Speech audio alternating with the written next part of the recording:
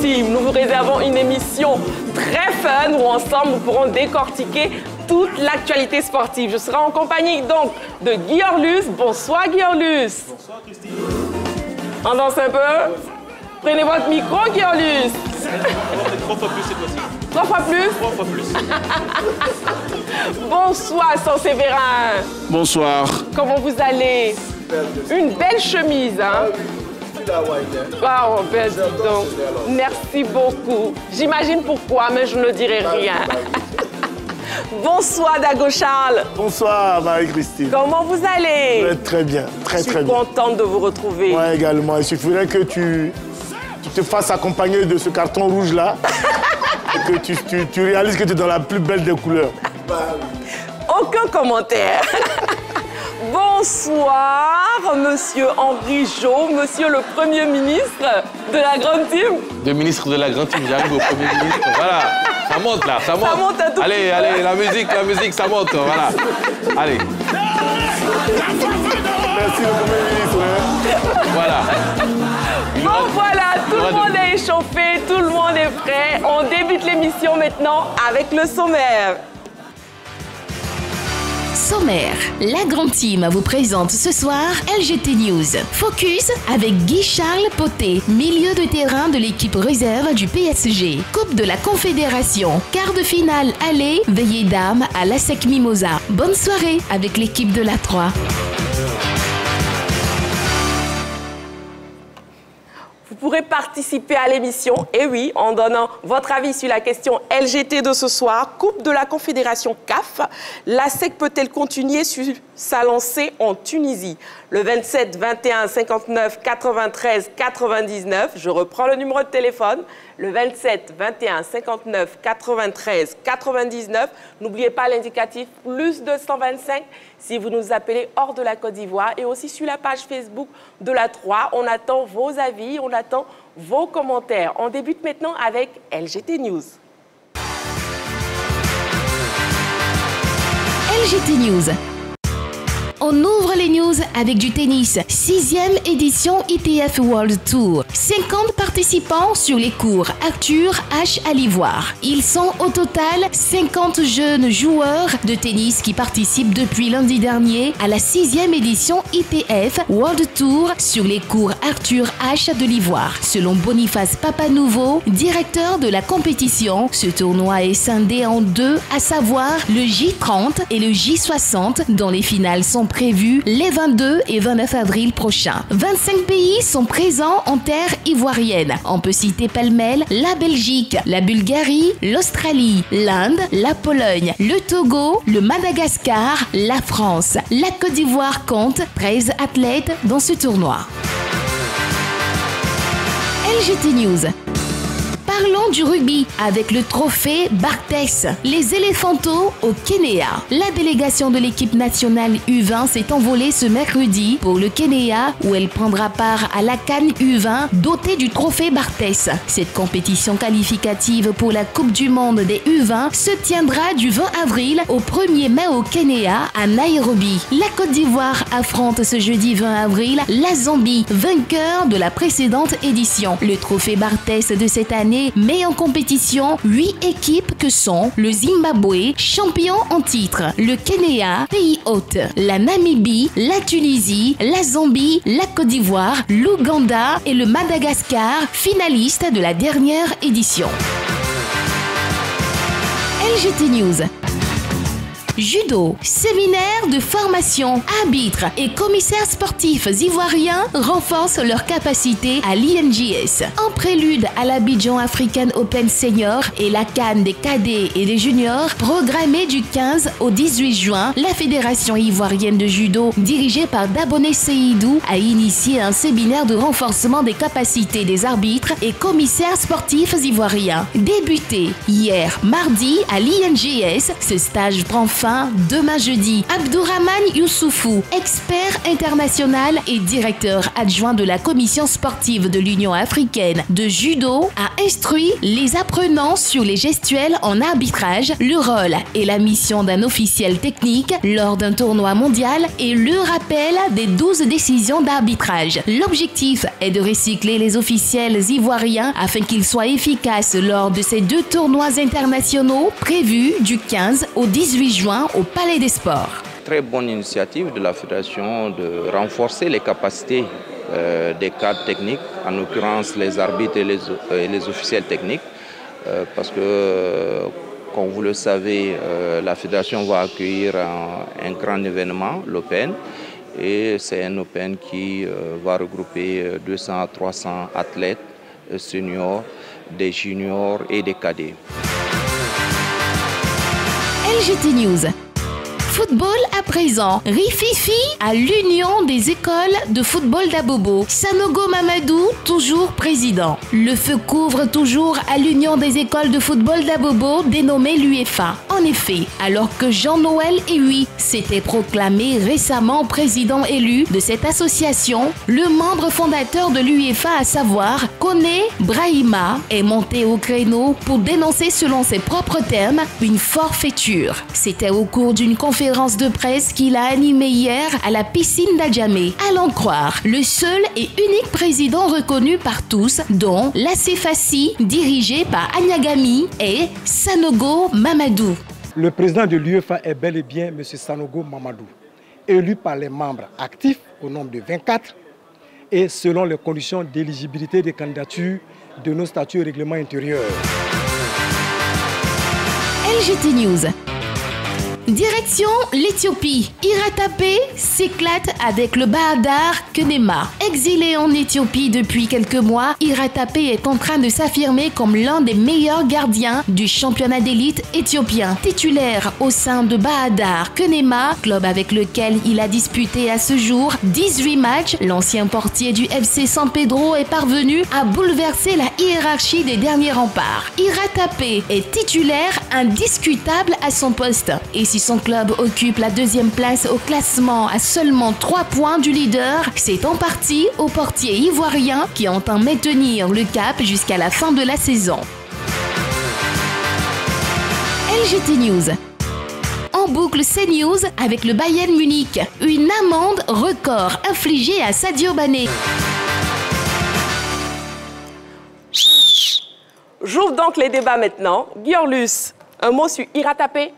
Oui, bon, pour les stats qu'on a pu voir tout à l'heure, nous donnent en tout cas du baume au cœur de revoir ce joueur-là qui a fait les beaux jours du FC San Pedro. Et là, depuis un certain moment, qui était rentré dans les oubliettes. On rappelle qu'il a participé aux Jeux Olympiques avec les éléphants de Côte d'Ivoire. C'était un gardien de but qui était annoncé comme le remplaçant de Badra. Et voilà que Dugbo autant pour moi, mais depuis un certain moment, il était rentré aux oubliettes. Mais là, un réveil qui lui donne la chance, en tout cas, un club qui lui donne la chance de s'exprimer et de retrouver la sélection. On a vu qu'il était présent au niveau des éliminatoires face aux Comores. Malheureusement, il n'a pas eu de temps de jeu. J'espère que d'ici le début de la CAN 2023 en Côte d'Ivoire, il aura la chance d'exprimer son potentiel et puis de mettre les supporters en confiance et également l'encadrement technique en confiance pour, pourquoi pas, défendre les couleurs des éléphants de Côte d'Ivoire. Je pense que c'est une bonne nouvelle pour la Côte d'Ivoire qui compte dans son sein 3 gardiens, Ayayi, Badra Ali et aujourd'hui Iratapé Eliezer. Ce sera une bonne nouvelle pour les éléphants. D'accord. Henri Jo, Rififi à l'UEFA d'Abobo. Bon, on ne comprend plus grand-chose du côté de l'UEFA. Vous savez, récemment, on a vu une élection qui a porté à la tête de l'UEFA Jean-Noël Ehui en tant que président de cette institution. Selon les informations reçues, c'est que l'ancien président, M. Sanogo, le mandat de M. Sanogo a pris fin en juin dernier. Et en novembre, puisque les élections ne s'organisaient pas, il y a eu l'Assemblée générale ordinaire qui a vu, et avec, selon le nouveau président, qui a vu avec M. Sanogo, le vote d'un... parce qu'il a obtenu aussi le quitus, il faut le rappeler. Il y a eu le vote d'un comité ad hoc pour organiser les élections. Et ça fait partie, selon les thèmes du nouveau président, ça fait partie de leur test. À l'issue du vote de ce comité ad hoc, puisque à la convocation de l'Assemblée générale, le président sortant a convoqué 102 personnes. Après la nomination du comité ad hoc, pour la convocation, parce que le comité ad hoc a demandé à l'ancien bureau de mettre à disposition la liste des votants pour la nouvelle élection. Sauf qu'on convoque 102 personnes, mais pour la liste des votants, il y a 24. Donc voilà où le premier problème commence. Ensuite, ils sont rentrés dans les discussions. Finalement, le comité ad hoc est revenu avec une liste qui équivalait à ceux qui étaient présents lors de l'Assemblée générale ordinaire. Ainsi, c'est à cet effet qu'ils sont partis aux élections, les élections qui ont porté Jean-Noël Ehui à la tête de cette association. Sauf que, selon ce que nous venons de voir, oui. Voilà, il n'est pas reconnu en tant que président. Donc, qu'est-ce qui va advenir de cette association? Voilà là un peu le petit problème qui secoue, mais bon, c'est pas nouveau. Hein. Au niveau du football, il y a tellement de petits problèmes que bon, même les petites associations... Dagochal, vous ajoutez quelque chose justement sur ce sujet? À écouter le confrère, ça montre qu'il y a une certaine méconnaissance quand même des tests au niveau des associations sportives en Côte d'Ivoire. Parce que ça voudrait dire que soit c'est Sanogo qui n'a pas respecté les tests, ou soit c'est Ehui qui a anticipé sur les tests et autres. Mais ce que les gens doivent savoir, c'est que nous avons tous les mêmes tests. C'est la loi des 60 qui régit tout ce qui est association. Et donc, généralement, les gens ne lisent pas nos tests. Ils y vont avec leur propre assentiment et ils pensent que c'est ce qui doit marcher. Et je suis convaincu que c'est ce qui arrive à nos frères du côté d'Abobo. D'accord. Je tiens à rappeler qu'ils peuvent toujours se rapprocher de la préfecture pour n'importe quel problème, ils peuvent se rapprocher de la préfecture pour pouvoir avoir gain de cause, pour pouvoir avoir qui a raison, qui n'a pas raison. Parce que généralement, on tente de régler nos problèmes entre nous, alors que les autorités qui nous donnent les récépissés sont là pour nous dire qui a raison, qui a tort, qui a tort, qui a raison, mais ils ne le font pas. C'est vraiment dommage pour cette association-là qui, depuis un certain temps, produit de très bons joueurs, qui semblait très bien organisée. Si on arrive là, c'est vraiment un peu dommage. Mais et puis, en même temps, je vais rebondir sur le cas... assez rapidement. Voilà, taper Ilézer. Pour moi, c'est vraiment dommage de faire un choix sportif de cette envergure à 24-25 ans. Parce que, regarde, aujourd'hui, son absence donne une véritable place à Folie, qui aujourd'hui passe pour, je dirais, le numéro 2, et qui n'est pas loin d'être numéro 1. Parce que Badra a bientôt 36-37 ans. Et donc, voilà, pour moi, Ira Tapé aurait pu soit être patient et puis pouvoir gagner sa place de véritable numéro 2. Mais en allant se réfugier dans ce championnat qu'on vient de voir là, franchement, pour moi, c'est un mauvais choix. À un moment donné, il faut savoir faire les choix sportifs que de faire des choix, surtout quand on est jeune, que de faire des choix pécuniers aussi rapidement. Effectivement. Concernant l'UEFA d'Abobo, vivement que la paix revienne. Sans Séverin, vous, un mot sur Sadio Mané, si l'amende de Sadio Mané? Ouais, j'avoue que je suis peiné, pas parce que 229 millions, c'est beaucoup pour Sadio Mané, pour un joueur qui gagne des milliards l'année. Je pense que c'est du menu fretin, mais c'est la façon dont les dirigeants du Bayern 222 millions. 222 millions de francs CFA. C'est la façon dont les dirigeants du Bayern ont réglé ce problème. Un joueur qui se fait insulter par un coéquipier, qui réplique, il est le seul à prendre une sanction pécuniaire. Il avait déjà écopé des matchs, je crois, en championnat. Et là, il écope encore d'une amende. Je trouve que ça fait trop. On a l'impression que le joueur est en train d'être poussé vers la sortie. C'est vrai qu'au Bayern Munich, on ne plaisante pas avec la discipline, mais la faute de Sadio Mané a des racines à ses sources. C'est dans la provocation de Leroy Sané. Pour moi, il aurait fallu sanctionner les deux joueurs et qu'ils partagent l'amende en deux. Voilà, même si Sadio Mané est multimillionnaire, je crois que quand même c'est une injustice faite aux Sénégalais. Très bien. On marque une petite pause, juste le temps de la pub. Ne bougez surtout pas. Dans quelques instants, l'actu, le focus et surtout notre présence et tout le décryptage de l'actualité sportive nationale et internationale. À tout de suite.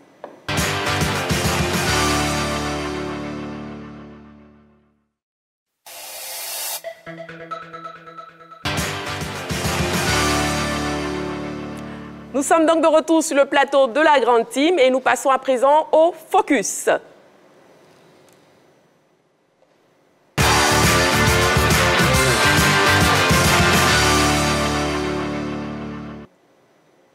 ce jeune joueur évoluant de l'équipe de réserve de PSG. Réaction, Saint-Séverin? Quand je l'entends parler, je sens beaucoup de maturité, beaucoup de confiance. C'est déjà bon pour un jeune joueur. Il est en équipe réserve présentement du PSG. Ça veut dire que très prochainement, s'il reste au club, on pourrait le voir dans l'équipe pro. Avec tous les joueurs que vous connaissez, Messi, Mbappé et tout ça. Je sens de la maturité. Il a lui-même évoqué son jeu par rapport à sa morphologie. Il dit que son jeu s'apparente à celui de Yaya Touré. Eh bien, justement, de Yaya Touré, on en cherche beaucoup actuellement. Et j'espère qu'avec cette interview fabuleuse que l'on vient de réaliser sur la 3, ce joueur-là, les dirigeants vont s'intéresser à lui et lui donner une chance, pourquoi pas, pour l'instant, d'intégrer des équipes de jeunes. Parce que quand, dès le jeune âge, quelqu'un comme ça a l'amour déjà de la patrie, c'est déjà bon. Il ne faut pas qu'on le repousse et puis après qu'on vienne dire que c'est un binational qui a échoué en France et qui arrive. Là, il est déjà dans le bon tempo et j'aime vraiment sa mentalité. D'accord. Messieurs, je reviens à vous dans 2 secondes. On retrouve Wallo et Ballo. Wallo, Ballo? Oui, Christiti, notre diamant noir, rien n'a changé, il y a toujours un but partout, mon cher Ballo. Ah oui, il y a toujours un but partout et le Bayern de Munich a la possession en ce moment en milieu de terrain. Il faut faire remarquer que Thomas Müller est entré en jeu. Sadio Mané qui a ce ballon qui est pressé donc par les joueurs de Manchester City. Le Bayern qui essaye de dérouler. Nous sommes dans le temps additionnel, hein. City, il reste 5 minutes de temps additionnel. Le Bayern qui a toujours la possession face au bloc bas de Manchester City. Long ballon dans le dos de la défense. Déviation, récupération Manchester City. Et Coman est devancé, la défense de City a repoussé. On va insister côté Bayern. Ah, cette équipe du Bayern qui court derrière 3 buts a du mal, hein, parce qu'il y a une très bonne défense de City. Voici Coman pour le Bayern qui essaie de partir sur le côté droit. On a cherché Sadio Mané qui a bougé un tout petit peu. Le ballon est pour City. Oh, Sadio! Ouais, je voyais le but, mon cher ballon. Ah oui, on voyait tous le but. Quand il a surgi comme un lion face à la cage d'Ederson pour reprendre ce ballon, Sadio Mané. Malheureusement, il manque cette occasion, mais dans le jeu, il faut dire que le Sénégalais tire son épingle du jeu. Hein. Il n'est pas du tout atteint psychologiquement parce qu'il lui arrive en ce moment. Aïe, mais le portier Anderson en difficulté. Anderson qui a été touché sur cette frappe du lion, hein, sénégalais. Ah oui. Là, c'était bien joué. Absolument. Alors qu'on revoit justement la passe en profondeur en direction de Sadio Mané, faut dire que Ederson a été excellentissime aujourd'hui. Le gardien de Manchester City qui a retardé les chances. Faut souligner que Thomas Tuchel a écopé d'un carton rouge pour contestation. Il a sans doute eu des mots déplacés à l'endroit de monsieur Clément Turpin, l'arbitre de cette rencontre. Qui a sorti tout de suite son carton rouge. Thomas Tuchel est dans les tribunes maintenant. Il y a un coup franc pour cette équipe du Bayern. Je pense que le réveil est un peu tardif, à mon avis. Parce que là, on joue le temps supplémentaire. Il nous reste seulement que 2 petites minutes. Voici City. Il a une bonne occasion. Il retarde un peu l'échéance. Grealish qui attend ce ballon. Il reçoit ce ballon, Grealish, la talonnade et c'est une touche. Ah, malheureusement, Grealish qui a mal combiné tout de suite les Bavarois qui ont ce ballon par l'intermédiaire de Dayot Upamecano qui a glissé sur le but d'Erling Haaland, le malheureux. Dayot Upamecano depuis le match aller avec tout simplement Alphonso Davies qui recherche à une de ses contrées par les Citizens. Il y aura sans doute un coup de sifflet de monsieur Clément Turpin pour une faute sur Akanji. Donc, Christiti, il y a un arrêt de jeu. On joue 4 petites minutes pour le temps supplémentaire. Akanji qui a touché. Donc, on va marquer encore quelques 5 secondes de pause. Absolument, absolument. Le jeu a repris. Ah oui, il faut dire que Akanji a été donc celui qui a concédé le pénalty sur le centre de Sadio Mané, la tentative de centre. Il a provoqué le pénalty alors que le Bayern de Munich va accélérer avec Kingsley Coman qui va décaler Sadio Mané, peut-être pour un but. Mané qui recherche encore, est trop altruiste Sadio Mané. Ce ballon qui revient en direction des Bavarois avec Mané encore. Il y a le feu dans la surface de réparation de City. Il y a le feu, mais la défense de City peut ressortir ce ballon tout doucement. Oh, ça chauffe ces dernières minutes. Quel réveil du Bayern, les Bavarois se réveillent un peu tard.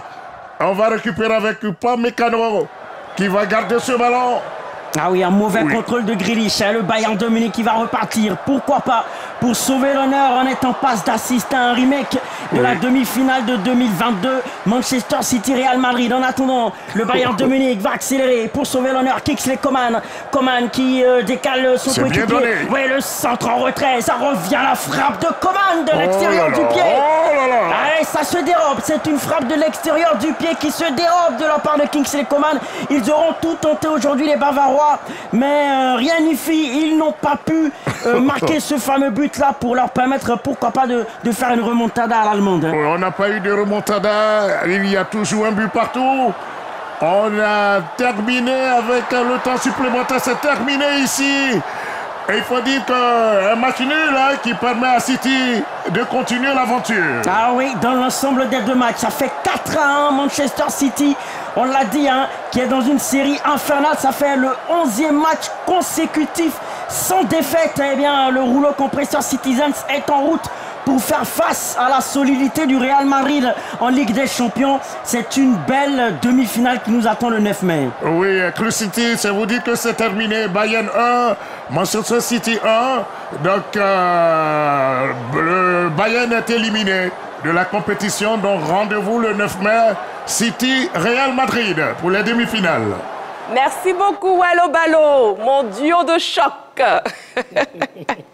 On poursuit avec le focus. Messieurs, Dago Charles, de l'Africa Sport d'Abidjan au PSG, n'est-ce pas là la preuve que le club vert et rouge s'est révélé aussi des talents? Pour parler de Guichal Poté. Ah oui, ça, il faut noter que dans les années 90, l'Africa Sport avait fait voyager beaucoup de footballeurs. Parce que les gens ont tendance à croire que c'est la SEC Mimosa seule qui a fait voyager beaucoup, qui a eu beaucoup de footballeurs professionnels. Voilà, et donc c'est toujours bien de voir ce gamin, voilà, petit de talent, venir de l'Africa Sport. En tout cas, c'est tant mieux. C'est surtout son envie dès cet âge-là de penser jouer pour l'équipe nationale de Côte d'Ivoire, comme l'a souligné San, qui m'émerveille un peu. Parce qu'à cet âge-là, généralement, on est un peu perdu, on est un peu dubitatif dans les choix. On se dit, on hésite un peu. Mais là, lui, tout de suite, il sait. Il a pris sa décision, il a envie de jouer pour l'équipe nationale de Côte d'Ivoire. Et ça, franchement, je lui tire le chapeau. Henri-Joël? Bon, en termes de révélation, je crois que c'est le deuxième joueur, après Gabon Parfait qui est parti, que tout le monde a connu. Voilà, c'est le deuxième. Quoi, de l'Africa? Oui, parti de l'Africa pour... Est-ce que tu penses que Dago Charles n'est pas parti de l'Africa Sport? Je parle de ce qui est récent. Ah, d'accord. Je parle de ce qui est récent.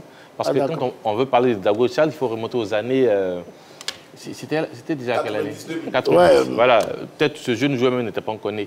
Edeli Simon, Cyril Jean-Michel... Messieurs, vous allez arrêter ce petit jeu. Henri-Joël, terminé. Laisse-moi parler. Voyez. Vous savez, voilà, en termes de révélation, l'Africa, peut-être, après Guiagon Parfait, c'est le deuxième que l'Africa révèle, qu'on vient de découvrir là.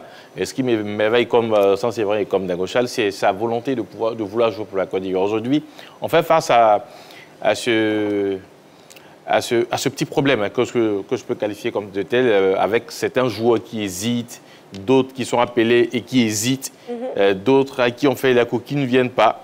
Lui, déjà, à 20 ans, il sait où il veut aller. Il sait avec quelle nation il veut jouer. Déjà, c'est un bon point.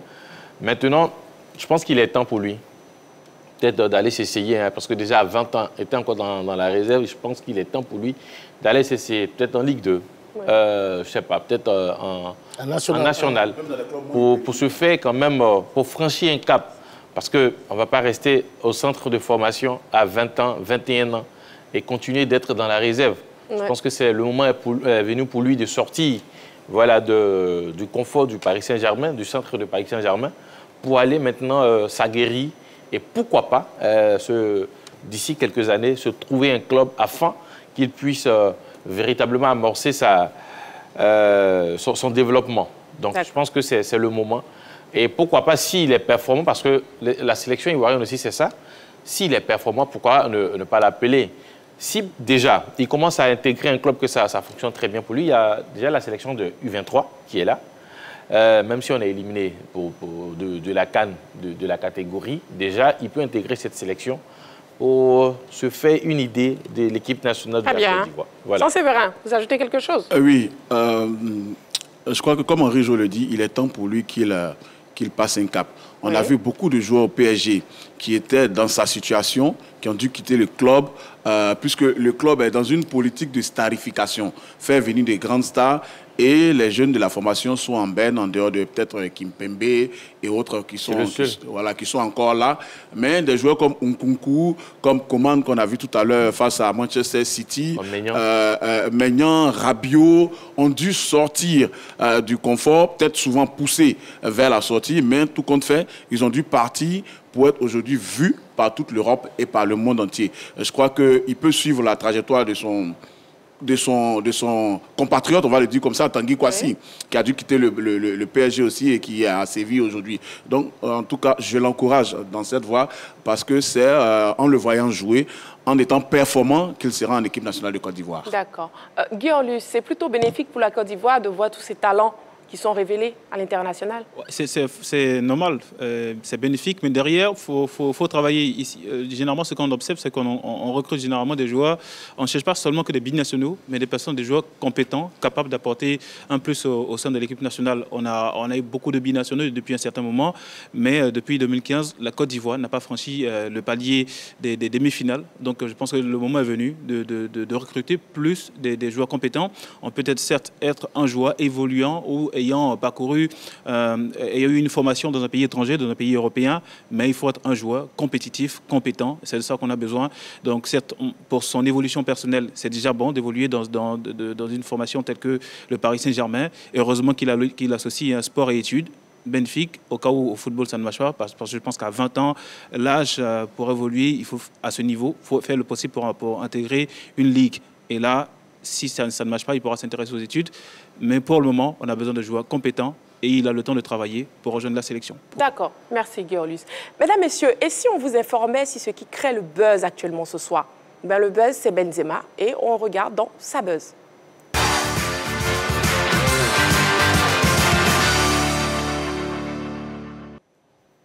Suivons ensemble cet élément vidéo et on en parle juste après. Messieurs, comment vous réagissez à ce nouveau record de Benzema, Dago Charles?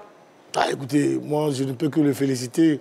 Aujourd'hui, qu'on le veut ou on ne veut pas, c'est l'un des meilleurs attaquants du monde. Pour moi, c'est vraiment un patron. Le voir jouer dans cette équipe, c'est vrai que je n'aime pas trop le Real, mais à lui seul, franchement, il me donne envie de voir cette équipe-là jouer. Parce qu'un attaquant aussi complet que lui, il n'y en a pas suffisamment aujourd'hui sur la planète foot. Il décroche, dans les intervalles, balle au pied. Franchement, il est tellement complet que j'ai envie de le voir jouer jusqu'à 40 ans. Et je pense que lui, il peut encore jouer jusqu'à 40 ans. Je pense que lui, il peut encore jouer jusqu'à 40 ans. Et puis, il pourra nous faire plaisir. En tout cas, il y a beaucoup de records qu'il peut encore battre. Vous avez battu ce record, ça fait quoi? 130e match en Ligue des Champions. Je pense qu'il peut aller au-delà, jusqu'à 150 matchs, je pense. Voilà. Et quand on joue au Real Madrid, c'est sûr que chaque année, on soit en quart de finale. Donc, c'est évident que voilà, il joue au moins 8 ou 10 matchs. Pas de problème. Avec le bassin? Non. Je vous retire la balle. Voilà. Il arrive au Real, je crois, en 2009, en même temps que Cristiano Ronaldo, qui est Kaka aussi. Ça, Cristiano Ronaldo qui est déjà une méga star.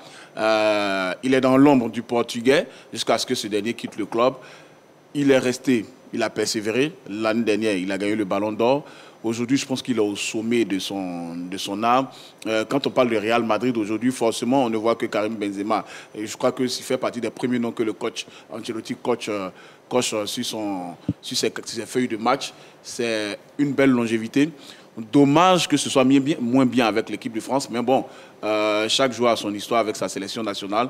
Mais pour le Real Madrid, pour moi, il est déjà considéré comme une légende, au même titre que les Butragueño, que les Raúl, que les Casillas et tous les autres. Et c'est tout bénéfice pour sa carrière. Mais à votre avis, quelle est la force de Karim Benzema, Henri Joël? Sa persévérance. Oui. Parce que moi, j'ai envie de dire juste ce mot-là, parce que on connaît tous ici l'histoire de Karim Benzema avec le Real de Madrid. Il a parlé de l'ombre de Ronaldo, mais déjà, même quand il était arrivé, il y avait cette concurrence-là avec Higuaín.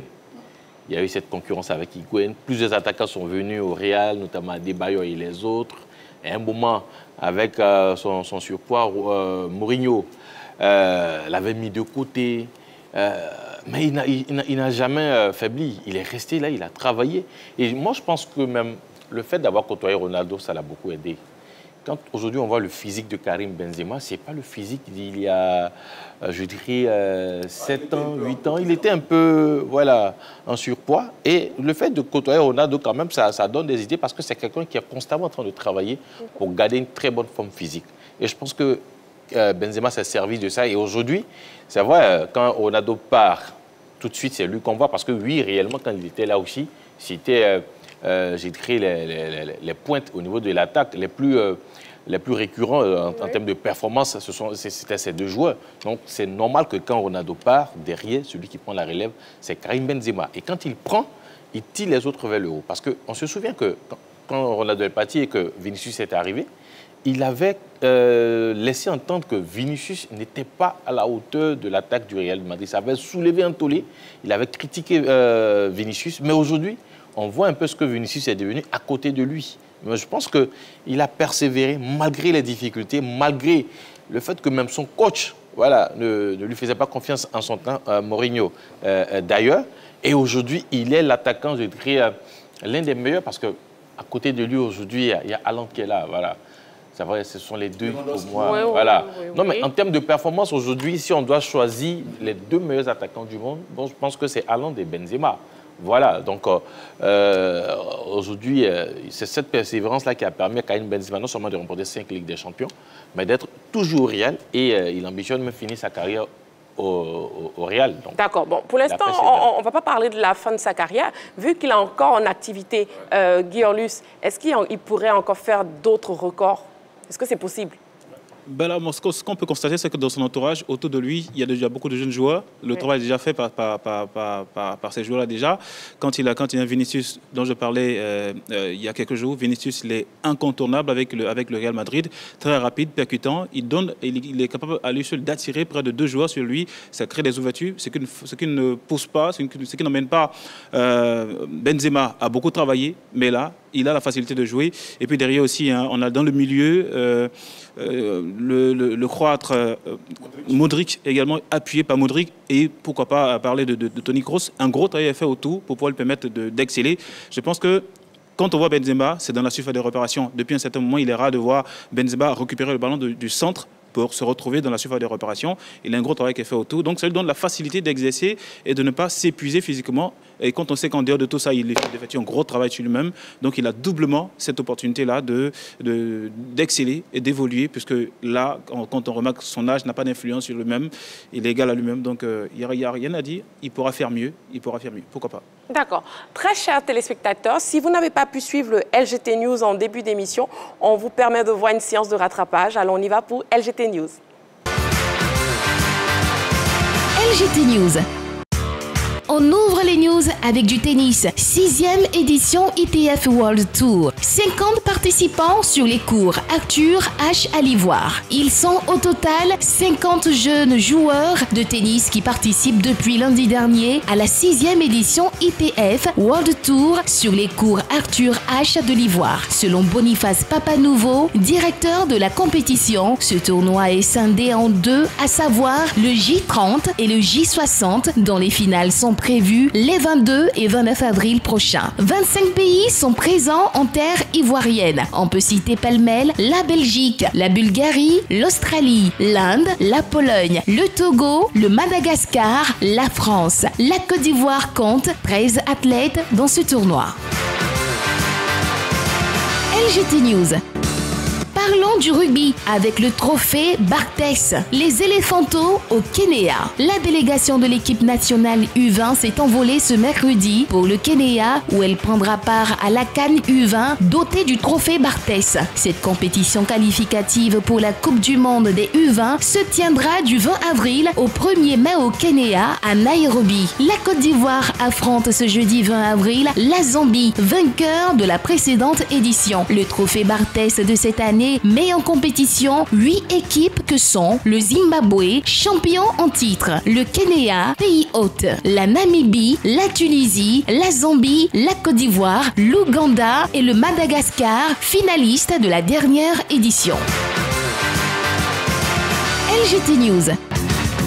Judo, séminaire de formation, arbitres et commissaires sportifs ivoiriens renforcent leurs capacités à l'INJS. En prélude à l'Abidjan African Open Senior et la CAN des cadets et des juniors, programmée du 15 au 18 juin, la Fédération ivoirienne de judo, dirigée par Daboné Seydou, a initié un séminaire de renforcement des capacités des arbitres et commissaires sportifs ivoiriens. Débuté hier, mardi, à l'INJS, ce stage prend fin demain jeudi. Abdourahmane Youssoufou, expert international et directeur adjoint de la commission sportive de l'Union africaine de judo, a instruit les apprenants sur les gestuels en arbitrage, le rôle et la mission d'un officiel technique lors d'un tournoi mondial et le rappel des 12 décisions d'arbitrage. L'objectif est de recycler les officiels ivoiriens afin qu'ils soient efficaces lors de ces 2 tournois internationaux prévus du 15 au 18 juin au Palais des Sports. Très bonne initiative de la Fédération de renforcer les capacités des cadres techniques, en l'occurrence les arbitres et les officiels techniques, parce que, comme vous le savez, la Fédération va accueillir un grand événement, l'Open, et c'est un Open qui va regrouper 200 à 300 athlètes seniors, des juniors et des cadets. LGT News. Football à présent. Rififi à l'Union des écoles de football d'Abobo. Sanogo Mamadou, toujours président. Le feu couvre toujours à l'Union des écoles de football d'Abobo, dénommée l'UEFA. En effet, alors que Jean-Noël Ewi s'était proclamé récemment président élu de cette association, le membre fondateur de l'UEFA, à savoir Koné Brahima, est monté au créneau pour dénoncer, selon ses propres termes, une forfaiture. C'était au cours d'une conférence de presse qu'il a animée hier à la piscine d'Adjamé. À l'en croire, le seul et unique président reconnu par tous, dont l'ACFACI, dirigé par Anyagami, et Sanogo Mamadou. Le président de l'UEFA est bel et bien M. Sanogo Mamadou, élu par les membres actifs au nombre de 24 et selon les conditions d'éligibilité des candidatures de nos statuts et règlements intérieurs. LGT News.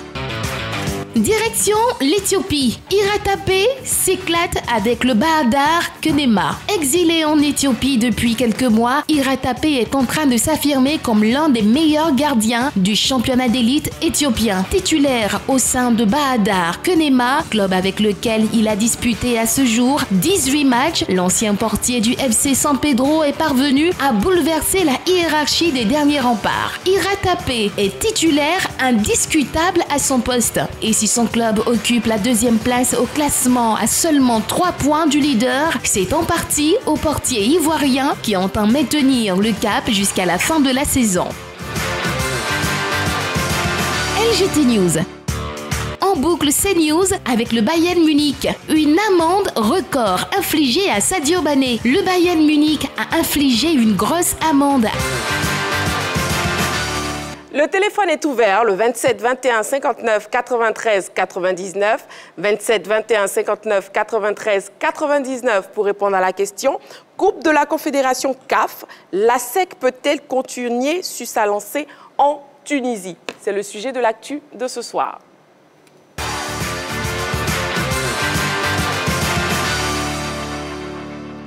La SEC Mimosa croise l'US Monastir ce dimanche 23 avril à Tunis, en quart de finale aller de la Coupe de la Confédération. Très convaincants en phase de poule, les Mimos suscitent de grands espoirs chez leurs supporters. Cette vidéo préparée par la rédaction fait le point. La SEC, qui reste une série de 4 victoires consécutives en Coupe de la Confédération, peut-elle continuer sur sa lancée en Tunisie? Messieurs, à vos panonceaux, un oui ou un non? Oui pour Saint-Séverin, oui pour Guillaume, oui pour Henri Joël et non pour Dago Charles. Pourquoi non, Dago Charles?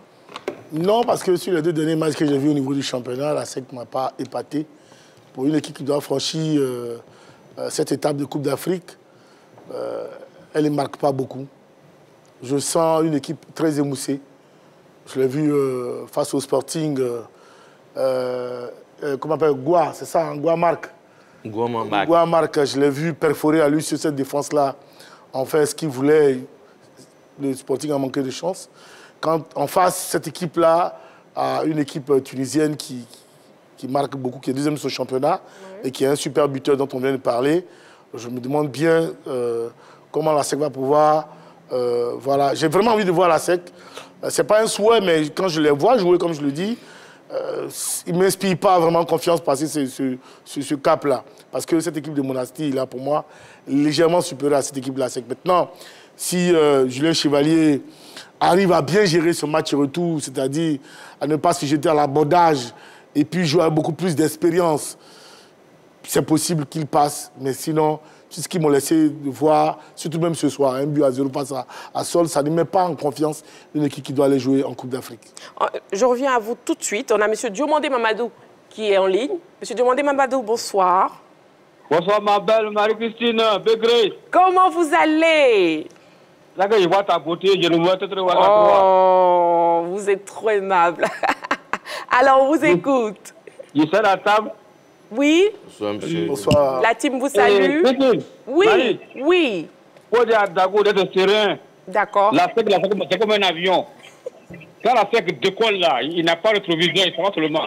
Quand la SEC a décollé là, on voit d'eau dedans, on voit la lumière. Dago, il le connaît où? Il connaît qui est le Guépard. Guépard là. Guépard, quand Guépard sort ses griffes là, on voit la d'eau. Il sort seulement. D'accord. Il n'est pas conscient, mais il est garanti. Voilà, il n'y a pas de problème, c'est un jeu garanti, c'est un jeu qui... D'accord, il n'y a pas de problème. Monsieur Diomandé, votre avis, oui. Ça va aller, on prend la coupe là. D'accord, on prend la coupe là, devant ta fille, on va dedans, ensemble. D'accord. D'accord. C'est tout? Bon, c'est tout. Donc, c'était son avis. Mais Monsieur Dago Charles, moi j'ai envie de dire quelque chose. La SEC est en pleine forme actuellement, quand même, avec une série de 4 victoires consécutives. Oui, la SEC aurait rencontré cet adversaire-là, pour moi, il y a 2-3 semaines. C'est-à-dire qu'à la sortie juste du CHAN, comme ça se fit face au River, que j'aurais signé tout de suite, oui, qu'on aurait battu cette équipe-là. Mais quand comme je l'ai dit, sur les 2 derniers matchs, je n'ai pas eu une attaque de feu. Alors qu'en Coupe d'Afrique, pour passer, c'est tout, là, il faut marquer des buts. Voilà. Mais maintenant, quand on ne marque pas, quand le meilleur buteur de la SEC, il a reçu ses 4 buts depuis fort longtemps, il n'a pas marqué, c'est vraiment lourd, en fait. Je sais que défensivement, à Ouanlo, c'est déjà bon. En milieu de terrain, c'est un peu à l'arraché. Mais c'est offensivement. C'est en marquant des buts qu'on se qualifie. Et c'est à ce niveau-là que moi, j'ai un peu de doute.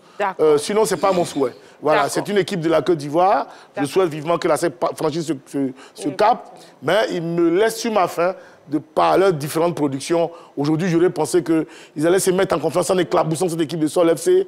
3-4 buts à 0 pour se mettre en confiance. Ça aurait fait réfléchir tout de suite l'adversaire pour dimanche prochain. Mais quand on mène 1-0, 2-1, on est dans ces D'accord. On respecte votre avis. Voilà. Piorlus, vous qui avez répondu. Je dis tout de suite que la SEC Mimosa a ses chances, parce que ce qu'on a pu voir, moi je m'inquiétais après le retour du CHAN. Moi, j'ai plus revu une équipe de la SEC Mimosa en forme. Surtout après le revers face aux Rivers United. Un 3-0 avec une attaque qui était aux abonnés très absents. Donc, ça m'inquiétait. Mais depuis un certain moment, sur les derniers matchs, c'est une équipe de la SEC Mimosa qui est réveillée, qui a pris goût à la Coupe de la Confédération. Je n'ai pas comparé le championnat à la Coupe de la Confédération. Des victoires. Moi, je m'inquiétais de la capacité de réaction devant les buts de la SEC Mimosa. Mais le réveil a été notable avec un réveil de Zouzoua Pacom qui était pour moi très timide au retour du CHAN. Mais son réveil depuis un certain moment a fait beaucoup de bien à l'équipe de la SEC Mimosa. On a un gardien de but qui est très en forme, qui a réalisé 4 clean sheets en Coupe de la Confédération. Oui. C'est déjà bon, c'est déjà notable. Quand on a un gardien qui est rassurant, qui est rassuré du monde de la Coupe de la Confédération, c'est bon. On a un défenseur expérimenté qui est Wolo Koulibaly, qui a apporté son plus. Pour moi, il n'y a rien à dire. La SEC Mimosa a ses chances. OK. Nous avons un intervenant, M. Bois, qui nous appelle de Goïtafla. Oui. Bonsoir, M. Bois. Bonsoir, Marie-Christine. Comment vous allez? Par la grâce de Dieu, je vais bien. OK. Dieu merci. Je vais bien. Je salue aussi tout le plateau. D'accord. On vous écoute sur la question LGT. OK. Pour répondre à la question, bon, on a des raisons de croire, on a raison de croire que la SEC peut passer ce cap-là. Parce que les phases de championnat et les phases de Coupe d'Afrique, ce n'est pas dans le même contexte, ce n'est pas la même motivation.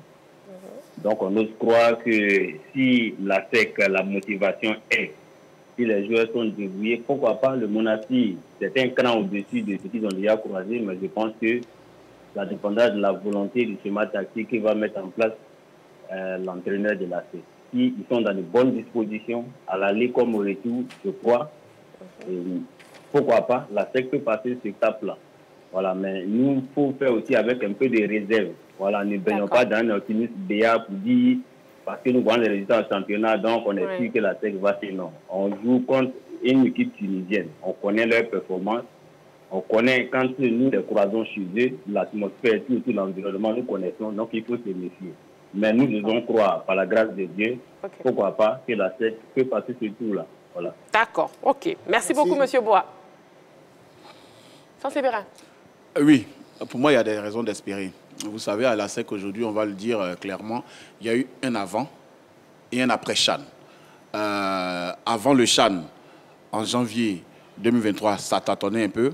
Depuis le retour, avec l'expérience accumulée au Chan, parce que la SEC y est allée avec... la Côte d'Ivoire y est allée avec 11 joueurs de la SEC, ça a donné de la confiance. Et aujourd'hui, le club a une meilleure assise dans tous les secteurs de jeu. La défense tâtonnait autour de Koulibaly, Souleymane, avant ça. Mais aujourd'hui, Trabi, Anthony et Koulibaly Wonlo sont installés. Voilà, à droite, Atoula est toujours là. Au milieu de terrain aussi, Aka S6, Arthur, Bada, Zouzoua Pacom, et tout ça, ils sont installés. Devant, Sankara Karamoko, Kramo Aubin, qui est le meilleur buteur de l'équipe d'ailleurs. Je pense que la SEC a une meilleure défensive, une meilleure assise défensive aujourd'hui. Et il y a plus de confiance. Aujourd'hui, l'équipe, sur les 2 premiers matchs de la Coupe de la Confédération, l'équipe peinait à être efficace. Mais sur les 4 derniers matchs, avec les 4 victoires, on a vu une équipe de la SEC qui a joué plus. Je pense que sur les 4 derniers matchs, Julien Chevalier a su tirer le meilleur de son équipe. Mieux, en championnat, aujourd'hui, sur 24 journées, la SEC est invaincue avec 13 victoires et 11 matchs nuls. Et puis, en Coupe de la Confédération, comme je viens de le dire tout à l'heure, 4 matchs consécutifs sans défaite, que des victoires. Ça donne un plein de confiance. Ça donne un plein de confiance. Maintenant, c'est...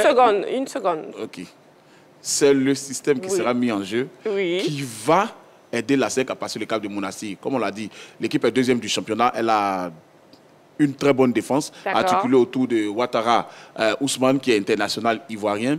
Devant, ils ont parlé de Traoré, qui est un grand buteur. Je pense que la SEC va devoir s'armer de 3 mots: solidité, solidarité et efficacité. OK. On a M. Ouattara qui nous appelle de Séguéla. Bonsoir, M. Ouattara. Oui, bonsoir, madame. Comment vous allez? Bonsoir, Marie-Christine, on vous dit. Oui, Marie-Christine, bonsoir. Comment vous allez? Oui, je vais très, très bien. OK, on vous écoute sur la question LGT. Ah, OK. Mais pourquoi ils n'ont pas choisi Marie-Christine comme Miss Monde même hein? Merci beaucoup, c'est gentil. Bonsoir, Hakim. Bonsoir. Bonsoir. Oui, la question LGT. Oui, concernant la question... Je pense que les Ivoiriens, on doit rester optimistes. Parce que vu le parcours de la SEC cette année, en coupe, vraiment, il faut qu'on mise beaucoup. J'allais dire, il faut qu'on mise même gros sur la SEC. Honnêtement. Bon, j'aimerais répondre au dernier d'Ago. Quand il dit que la SEC a un peu fléchi au niveau des 2 sorties au niveau du championnat, là. Oui, il a la raison, mais il ne faudrait pas qu'on fasse cette comparaison-là. Parce qu'on a vu le visage du Real, quand ils sont en Ligue et en championnat, ce n'est pas le même visage. Voilà, donc c'est pour dire que la Coupe est différente du championnat. Voilà, on peut ne pas avoir un bon visage au niveau du championnat, mais au niveau de la Coupe, en tout cas, on peut être éclaboussant. Voilà, ça se voit hier avec le Milan. Napoli qui est tout flamboyant au niveau de l'Italie, qui n'a pas pu se qualifier hier face à Milan. Voilà, donc je pense que vraiment il faut qu'on soit optimiste. Moi, en tout cas, je suis sûr que cette année, la SEC va passer ce cap-là, Inch'Allah. D'accord, Inch'Allah. D'accord, merci beaucoup. Je vous en prie. Allez, bonne soirée sur les programmes de la 3. Je vous propose de redécouvrir la fiche de l'US Monastir avant de continuer les échanges. Guerlus. Oui, il faut dire que l'US Monastir a été fondé en 1923. Le président, c'est Ahmed Belli. L'entraîneur actuel, c'est Dako Navi, qui est de la Serbie. Le palmarès, c'est celui de vice-champion de Tunisie en 2022. Principaux joueurs, Ousmane Ouattara de la Côte d'Ivoire, qui est capitaine d'ailleurs. Mohamed Sagraoui, Zied Aloui de la Tunisie. Boubacar Traoré du Mali. Abdelhakim Amokran. Abdelkader Boutiché de l'Algérie. Youssouf Oumarou du Niger. Le parcours en poule, c'est 6 matchs, 4 victoires, 1 nul, 1 défaite, 6 buts marqués, 4 buts encaissés, 8 buts marqués, 4 buts encaissés. Le meilleur buteur actuel, c'est Boubacar Traoré avec 3 réalisations. Très bien. Faut-il se méfier du technicien serbe Darko Novic? Il faut se méfier même de l'équipe. Voilà. Il faut se méfier de tout le monde, du pays, du stade, voilà, des ramasseurs de balles. Il faut se méfier de tout le monde. Parce que ce match aller là, il est très déterminant. C'est vrai que le coach il fait un très bon travail. Parce qu'il faut rappeler que dans leur poule, ils ont fini à égalité de points avec le premier. Hein. Ils ont marqué 4 buts, ils ont encaissé 4. Sauf que le premier, il me semble que c'est au niveau des confrontations directes que Yanga a pris les devants sur les deux, 13 points. Et presque le même goal average. Donc il faut se méfier des deux équipes. C'est une équipe qui est solide, c'est une équipe qui, à l'image des clubs du Nord, va très vite. Donc il est venu avec peut-être, lui, sa petite touche, voilà, qu'il a pu apporter à cette équipe qui, bon, on n'a pas beaucoup vu jouer aussi. Hein. On a vu quelques matchs, même qu'on n'est pas à la teneur, je dirais même des différents systèmes employés. Comme je l'ai dit, ce qu'il faut faire, il faut se méfier de tout. De tout. De tout. Il ne faut rien minimiser du côté de la Tunisie quand la SEC sera de ce côté-là. Donc il faut se méfier de tout et puis espérer faire un bon résultat. Le bon résultat, c'est soit peut-être une victoire ou un match nul. Voilà, il ne faudrait pas aller perdre. Parce que ceux-là, à domicile, à bien ici, ils peuvent créer d'énormes soucis à la SEC. Donc les forces et les faiblesses de cette équipe, Dago Charles? Je dirais qu'elle a une bonne défense. C'est vrai qu'elle a encaissé 4 buts. Elle a un attaquant, c'est vrai, qui a marqué 3 buts au niveau du championnat, qui est vraiment... qui pèse une défense. Et à contrario, bon, enfin, je veux dire, de l'autre côté, on a un bon axe à Ouanlo, donc on pourra certainement le contrer. Moi, mon pessimisme vient du fait que la SEC n'est pas offensivement euphorique. Et moi, c'est tout ce qui me dérange. Voilà, parce que quand on arrive maintenant en quart de finale, en demi-finale, en finale, c'est vraiment la folie qu'il faut mettre offensivement pour pouvoir venir à bout. Que ce soit à l'extérieur, que ce soit à domicile. Parce qu'à ce stade de la compétition, il n'y a plus de matchs à l'extérieur, il n'y a pas de matchs à domicile.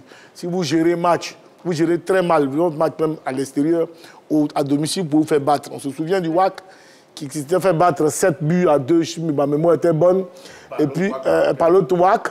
Et puis ces Marocains-là avaient pensé qu'ils allaient venir... C'était 7 buts à 2. Voilà, marcher sur nos gamins ici. Et ils ont pris ici au stade de Robert-Chambrou. Ils ont été battus sur Robert Chambrou ici contre voilà, toute la vie. Donc aujourd'hui, au niveau du football, c'est plus trop évident qu'on parle de match à l'extérieur. C'est pour cela que moi, je suis un peu dubitatif. Pas que je ne crois pas en la SEC. Milieu de terrain de la SEC, ça va. Mais offensivement, c'est vraiment, il y a un manque de folie. Et ça, en Coupe d'Afrique, pour franchir ce palier-là, il faut marquer des buts pour se rassurer. D'accord. On a les supporters ivoiriens qui se sont exprimés sur la question LGT. On les écoute. La SEC peut se qualifier en demi-finale. Avec les armes que nous avons, je pense que la SEC peut se qualifier avec Zouza Pakom, Wolo Koulibaly, Badati qui est très en forme. Je pense qu'en Tunisie, la SEC peut créer des surprises. Mais cette année-là, je pense que c'est pour la SEC. La SEC a beaucoup de chances d'aller en finale même, et même de remporter cette coupe-là. Puisque actuellement, la SEC en forme, ils ont des bons joueurs actuellement. Voilà, moi, en tout cas, moi, c'est ce que je pense. Bon, la Côte d'Ivoire même a perdu ses 4 représentants. Et là, la SEC doit aller loin pour pouvoir récupérer les 2 autres places, pour que nous ayons les 4 places en compétition africaine. Et cette équipe de la SEC, là, vraiment, je crois que cette équipe de la SEC ira loin, même pouvoir jouer la finale même. C'est fort possible.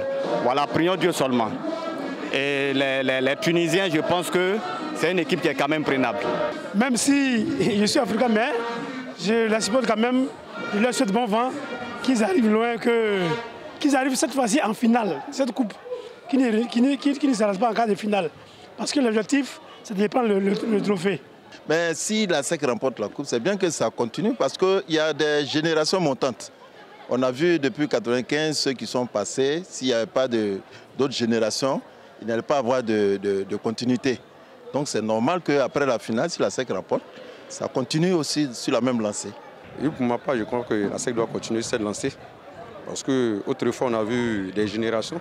Mais bon, ça n'a pas été le cas que cette année. La SEC a fait son effort pour arriver à ce niveau. Je crois bien que toute la population ivoirienne doit être soudée, unie derrière la SEC Mimosa. Et je pense que cette année, la SEC va remporter cette coupe. Okay. Une petite pause pub et on se retrouve juste après. Ne bougez surtout pas.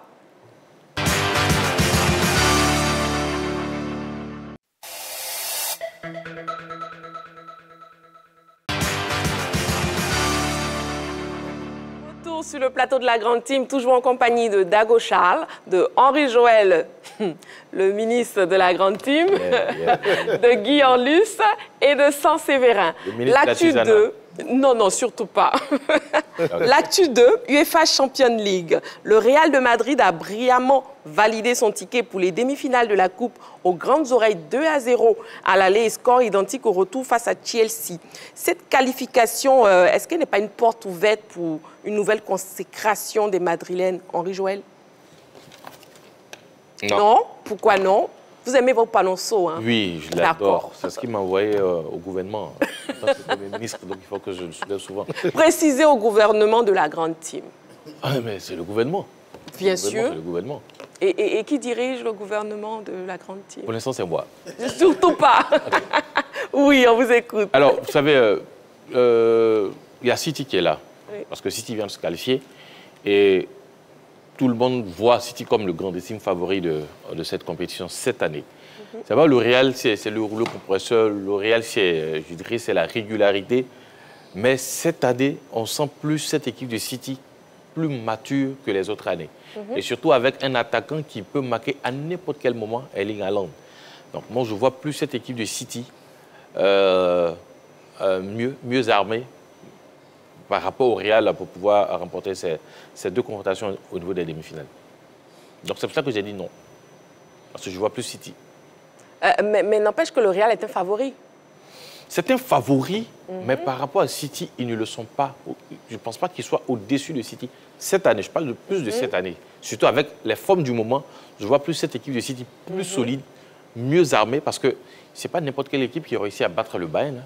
D'accord. Ils ont fait 3-0 au match aller. Et là, ils ont réussi à tenir un échec l'équipe du Bayern 1-1 pour se qualifier.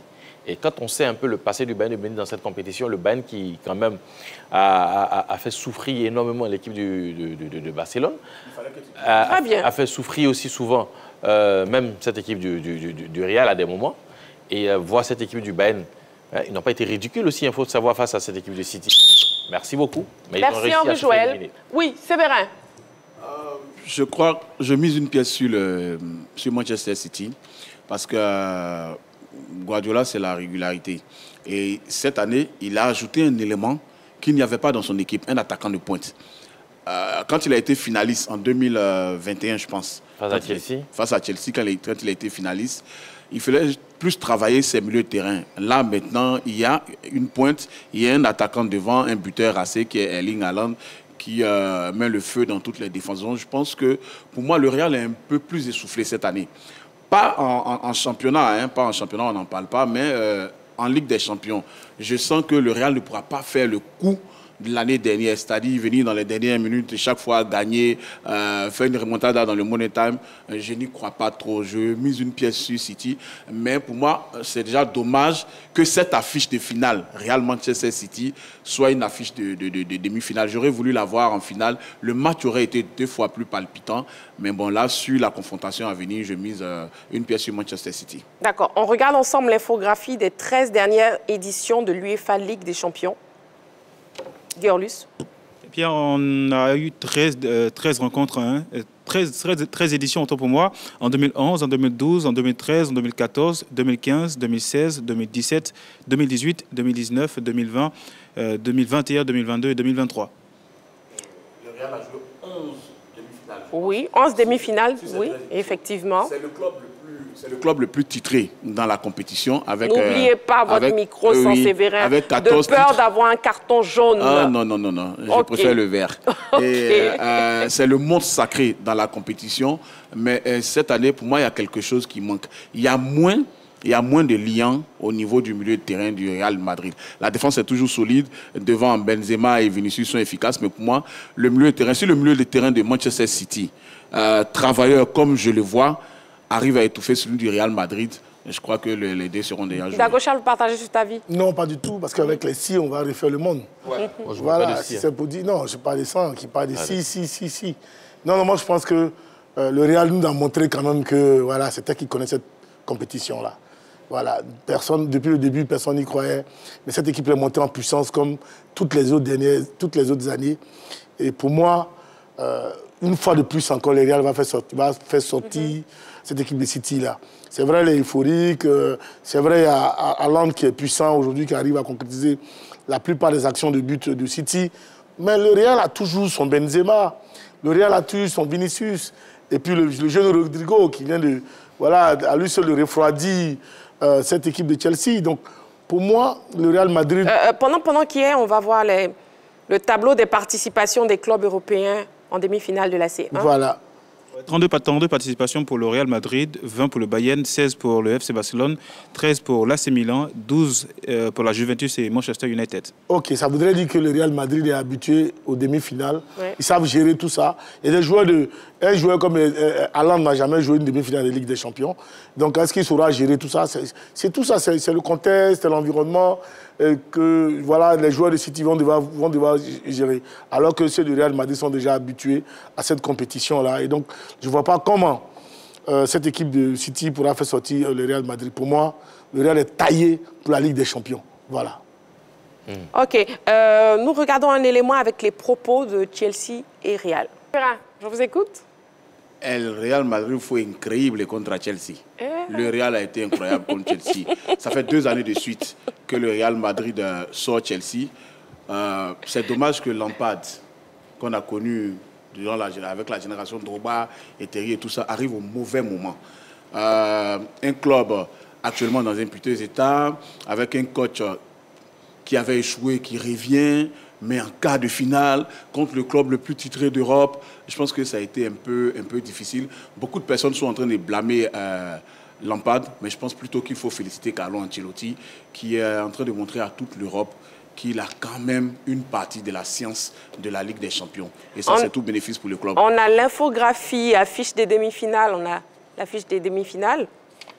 Messieurs, que pensez-vous de ces affiches? Guerlus, Real Madrid, Manchester City, AC Milan, Inter Milan. Une belle affiche, Real Madrid, Manchester City. Et puis on retrouve deux équipes de l'Italie, l'AC Milan et l'Inter Milan, dans cette phase de la compétition. Il y a 2 années, c'était plutôt l'Angleterre qui était plus représentée à ce niveau de la compétition, mais cette fois-ci, c'est l'Italie. Donc ça montre que l'Italie a repris de fort belle manière. Donc on attendra de voir si l'Italie pourra remporter ce trophée de la Ligue des Champions face à ces 2 monstres, qui sait si Manchester City ou le Real s'imposera. Fin des débats, place au jeu. Nous allons à présent tester vos connaissances. On y va pour le plus calé.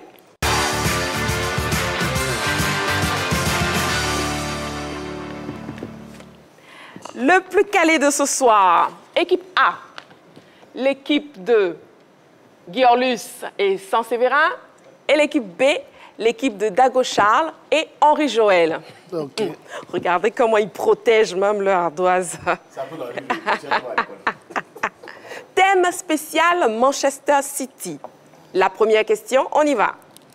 À quelle année remonte le dernier titre de champion de Manchester City avant celui de 2011? A. 1937. B. 1964. C. 1968. A, B ou C? À quelle année remonte le dernier titre de champion de Manchester City avant celui de 2011? Angleterre. On y va. Vos ardoises. Équipe A. Équipe A, si vous ne levez pas l'ardoise, ce sera un 0 point. Équipe A, B. Et aussi B pour l'équipe B. Mais c'est la réponse C. 1968, Manchester City a remporté en 1968 son deuxième titre de champion d'Angleterre. Le premier a été glané en 1937. C'est des has-beens. Deuxième question. Combien de titres de champion ont été remportés par Pep Guardiola avec Manchester City? A, 3, B, 4, C, 5. 3, 4 ou 5. Combien de types de champions ont été remportés par Pep Guardiola avec Manchester City? Équipe B, réponse B. Équipe A, réponse B. Effectivement, c'est la réponse B, 4. Troisième question. Quel est le meilleur buteur de l'histoire de Manchester City en Ligue des Champions? Et qui est? Quel est le meilleur buteur de l'histoire de Manchester City en Ligue des Champions? A. Kun Aguero. B. Raheem Sterling. C. Riyad Mahrez. A, B ou C? Non. A pour l'équipe B et B pour l'équipe A. C'est la réponse A. Kun Aguero.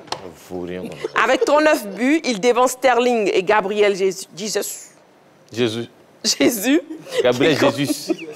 Non, mais tu as bien prononcé, mais sauf que tu l'as fait en portugais. Je l'ai fait en anglophone. Qui compte respectivement 24 et 20 réalisations.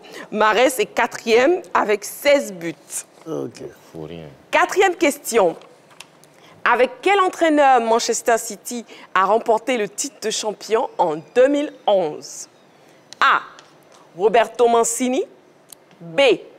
Mark Hughes. C. Manuel Pellegrini. Roberto Mancini, Mark Hughes ou Manuel Pellegrini? Équipe A, réponse A. Équipe B, réponse A. Effectivement, c'est la réponse A, Roberto Mancini. Le technicien italien a entraîné City de 2009 à 2013. Il a succédé au Gallois Mark Hughes. Cinquième et dernière question pour vous départager. Quel joueur africain a disputé le plus de matchs de Coupe européenne avec Manchester City? Quel joueur africain a disputé le plus de matchs de Coupe européenne avec Manchester City? A. Kolo Touré. B. Yaya Touré. C. Riyad Mahrez. A, B ou C? Équipe A, C. Équipe B, C. C'est même pas son style. Mais vous savez, je n'ai même pas envie de regarder même vos dernières réponses. Parce que c'est même pas C. C'est la réponse B, c'est Yaya Touré. Avec 49 matchs, le champion d'Afrique 2015 devance l'Algérien Riyad Mahrez et son frère Kolo, qui ont respectivement 45 et 8 apparitions. Donc, l'équipe victorieuse ce soir, roulement de tambour.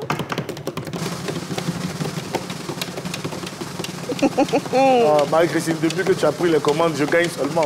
C'est l'équipe de Dago Charles et de Henri Joël, l'équipe B.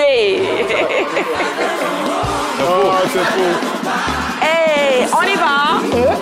Soyez fair play, soyez fair play. S'il vous plaît, messieurs. Quand on est bourré, on danse. Merci, messieurs. Ça a été un plaisir d'être avec vous. Merci, très chers téléspectateurs. On se retrouve demain à 20h30, toujours dans la bonne humeur pour le décryptage de toute l'actualité sportive. D'ici là, prenez soin de vous et n'oubliez pas, faites toujours du sport.